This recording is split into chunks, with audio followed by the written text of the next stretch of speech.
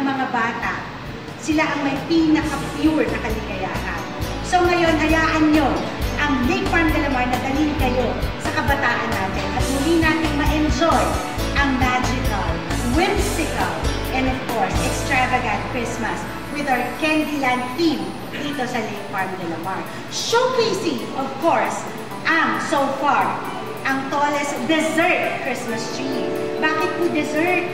Kasi alam naman natin, ang dessert na pangalan, D-E-S-S-E-R-T, pag binaliktad, ang ibig sabihin ay stress. S-T-R-E-S-S-E. So, kung kayo po ay stress na, pumunta lang kayo dito sa Lake Farm de la Mar.